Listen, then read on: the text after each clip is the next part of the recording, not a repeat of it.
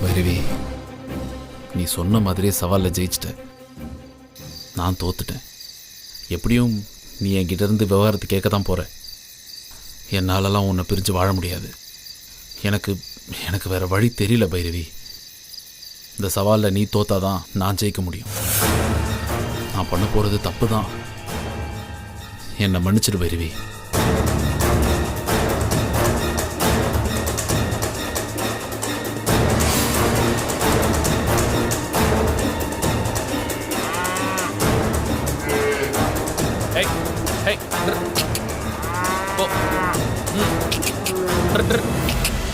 Hey, hey, hey. Hey, go.